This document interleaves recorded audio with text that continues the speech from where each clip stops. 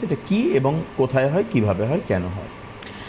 দেখুন, এই myasthenia Grevy's নামটা খুব কঠিন মনে হচ্ছে, মেডিকেল টার্ম, অনেকেই হয়তো সেটা জানেন না। যাদের রয়েছে তারা হয়তো জানেন যে আপনার কি সমস্যা রয়েছে।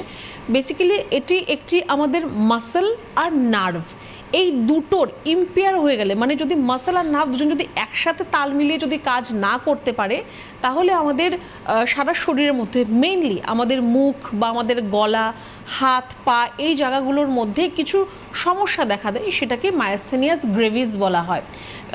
দেখবেন আমাদের এই যে অনেকের ক্ষেত্রেই দেখা দেয় যে ঘাড় একটা জায়গায় স্টিফ থাকছে না, বা বারে বারে ঘাড় এরকম নিচের দিকে ঝুঁকে যাচ্ছে, চোখের পাতা অনেকের অটোমেটিক বন্ধ হয়ে যাচ্ছে, যেটাকে আমরা টোসিস বলে থাকি। এটিও একটি রোগ।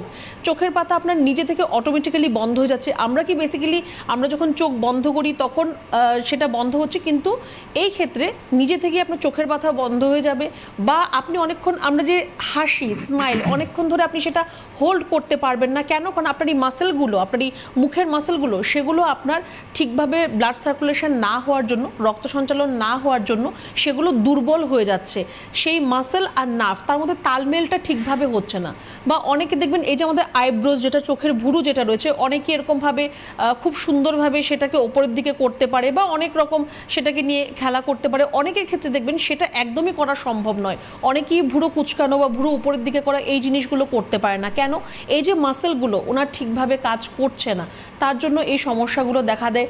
এটি খুব স্বাভাবিক মনে হবে যে এরকম আবার হয় কিনা, বা এরকম তো আমরা কখনো শুনিনি। কিন্তু কিছু কিছু ক্ষেত্রে এটা কিন্তু আপনার শুধুমাত্র এই ফেশিয়াল এক্সপ্রেশনকে নয়, আপনার কথা বলা বা আপনার খাবার খাওয়া বা কিছু চিবিয়ে খাওয়া বা কিছু গেলে খাওয়া, এগুলোর মধ্যে কিন্তু আপনার অনেকটা সমস্যা সৃষ্টি করে। যেহেতু আমি বললাম যে আপনার মাসেল, যেটা আপনার মুখে বা গলার কাছে যে মাসেলগুলো রয়েছে, সেগুলো উইক হয়ে যায়, দুর্বল হয়ে যায়। আপনি যখন চিবিয়ে খাবেন তখন এই মাসেলগুলো আপনার কাজ করবে। যদি মাসেলের মধ্যে শক্তি না থাকে, আপনি চিবিয়ে খেতে পারবেন না। ঢোক গেলার সময় যদি আপনার এই মাসেলগুলো কাজ না করে, আপনি ঢোক গিলতে পারবেন না। আপনি ঢোক গিললে সেটা আপনার নাক দিয়ে আবার বেরিয়ে চলে আসবে। তো এই যে প্রবলেমগুলো আপনার হয়তো প্রত্যেকদিন আপনার ডে টু ডে লাইফস্টাইলকে আপনার হ্যাম্পার করবে, এটি একটি মেডিকেল কন্ডিশন।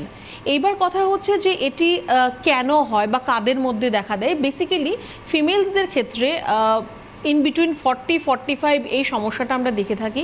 মেলের ক্ষেত্রে এটা আফটার 60, পুরুষদের ক্ষেত্রে আফটার 60 আমরা এই সমস্যাটি দেখতে পারি। জেনেটিক এটা কিছুটা। এবার আপনার এমন কোনো ব্যাপার নেই যে আপনার ফ্যামিলিতে হিস্ট্রি রয়েছে বা মা বাবার রয়েছে বলে আপনার হবেই, এমন কোনো ব্যাপার নেই। হ্যাঁ, যদি আপনার ফ্যামিলিতে এরকম কারোর হিস্ট্রি থাকে বা মা বাবার মধ্যে যদি এই সমস্যাটা থাকে, তাহলে আপনি তার জন্য প্রোন, মানে হাই রিস্ক আপনার মধ্যে আপনার হতেও পারে, আপনি খুব তাড়াতাড়ি এতে আক্রান্ত হতেও পারেন। আর এছাড়াও আপনার যদি কোনো খুব বড় আঘাত লাগে, আপনার যে আপনার এরকম জায়গায় কোনো চোট লাগলো, যেখানে আমাদের প্রত্যেকটা মাসেল বা আমাদের যে সূক্ষ্ম সূক্ষ্ম নার্ভগুলো রয়েছে, সেখান থেকে আপনার মায়াস্থেনিয়াস গ্রেভিস হতে পারে। যে আপনার কপালে চোট লেগেছে বা মাথার কোথাও, মুখের কোথাও খুব বড়োভাবে আঘাত লেগেছে আপনার, যেখানে আপনার নার্ভ নষ্ট হয়ে গেছে, নার্ভ কম্প্রেসড হয়ে গেছে, নার্ভ ছিঁড়ে গেছে, সেখান থেকেও কিন্তু আপনার এই সমস্যাটা আপনার মধ্যে আসতে পারে। তো এটি একটি অ্যাক্সিডেন্টাল আপনার কেস হতে পারে, বা আপনার জেনেটিক কজ থেকে হতে পারে, বা অতিরিক্ত আপনার কোনো একটা পার্টিকুলার মাসেল বা নার্ভের উপর অতিরিক্ত স্ট্রেসের থেকে এই সমস্যাটা কিন্তু আপনার আসতে পারে। জ লাইন লকের মানে আমি অনেককে দেখেছি, মাঝে মধ্যে সোশ্যাল মিডিয়া আমরা দেখি যে জ লক হয়ে গেছে, হাসতে গিয়ে বা হাঁ করেছে, মুখ আর বন্ধ করতে পারছে না। এর সঙ্গে তো এর কোনো মনে হয় সম্পর্ক না। লক জ সেটি আলাদা সমস্যা, কারণ সেটা হাড়ের সমস্যা। আমাদের যে টেম্পোরোম্যান্ডিবুলার যে হাড়, এই হাড় দুটো আপনার যখন অ্যালাইনমেন্ট একটা ওপর নিচ হয়ে যায়, তখন লক জ হয়ে যায়। আপনি হা করলেন, হা রয়ে গেল, হাসতে গেলে আটকে গেল, বা অনেকে খাওয়ার সময় দেখবেন বড় করে হা করলে কটকট করে সাউন্ড হয়।